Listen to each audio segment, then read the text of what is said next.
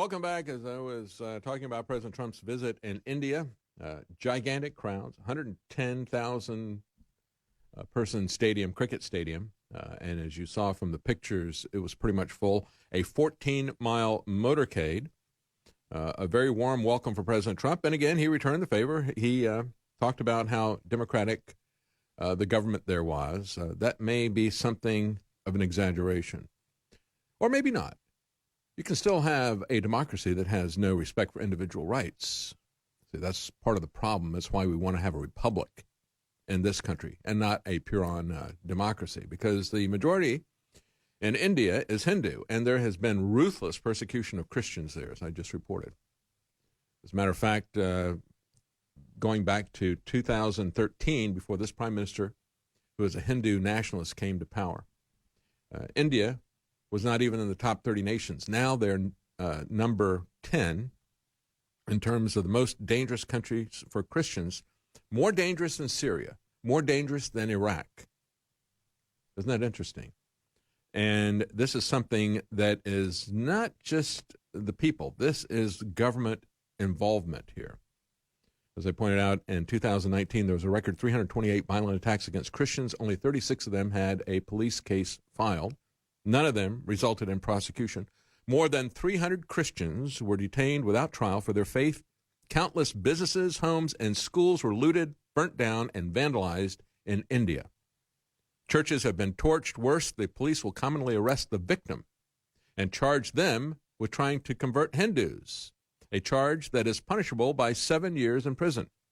Meting out much of the violence is an all-male paramilitary youth wing linked to Mr. Modi's party, the BJP, writes the Sunday Telegraph of the UK.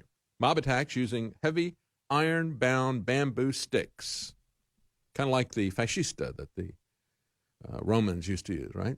It's kind of a symbol of power. You would take a bunch of sticks and you would tie them together in a bundle. Well, they're actually using these. That's the favorite weapon, but they take the bamboo sticks and bind them with iron. Christians make up only 2.3% of India's population. So you can have a democracy where the other 98% are constantly beating and killing the remaining 2% if you don't have any individual rights. And we're getting dangerously close to that with our Democrat Party here. We're going to talk about death by socialism. This is just one way it can happen when you have no respect whatsoever for individual rights. And there is no respect for individual rights in the Democrat Party. They will talk forever about a woman's right to choose. As a matter of fact, I was looking up Bloomberg's, doing some research on Bloomberg, looking at his girlfriend. He's had a long-term girlfriend. He was married at one point in time, got divorced, and the two of them have never married. She said, well, yeah, I'm a registered Republican, and I'm kind of a libertarian light. Real light. If you are hanging out with Mike Bloomberg and you got no problems with what he's doing, he will, not give you a choice about even what kind of soda pop you want to drink or what quantity you want to drink. But he wants you to choose whether or not you can kill your kids at any stage, right? That is what we're talking about here. And I, quite frankly, I can't see any area where Mike Bloomberg doesn't think that he knows better than you. Everything.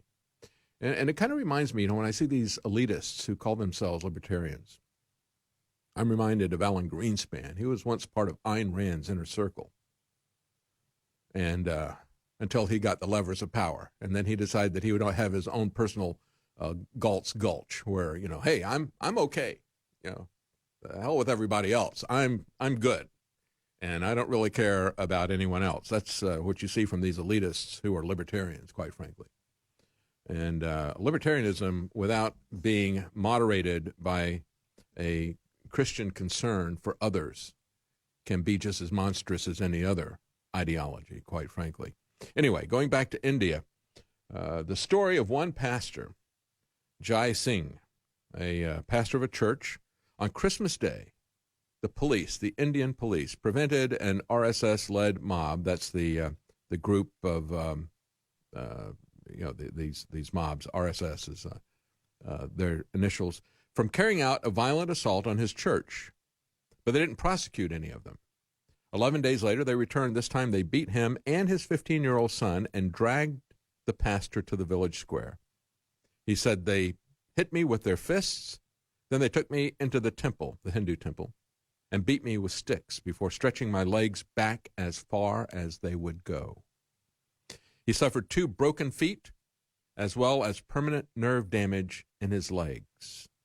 The police broke up the beating after an hour. This went on for an hour, bending his legs back as far as they would go, beating him severely, breaking his feet, permanent nerve damage to his legs, and the police took a powder for an hour. But then they arrested the pastor, accusing him of breaking the law by distributing church funding to Christians, other Christians. He was held in jail without access to his epilepsy medication for 3 days before local Christians raised his bail of $112. That's how poor the people in India are. Pastor Singh said he was surprised to be released, as the mob had threatened the police and the courts not to accept bail for Christian leaders. But he was also not surprised to hear that they had not arrested anybody. So that's India. Just keep that in mind as you see President Trump talking about how wonderful democracy is in India. And quite frankly, what they're pushing for there is a trade deal, because this is an act of worship to the real god of America, the military-industrial complex. They're hoping to get a $3 billion weapons deal into India, because those people who do this kind of stuff ought to be given state-of-the-art weapons. Don't you think?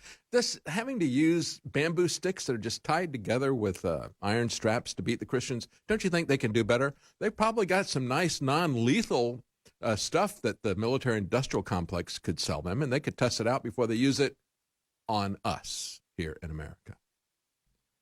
Yeah, that's really what we're talking about. And as we look at the statement last week from Mick Mulvaney,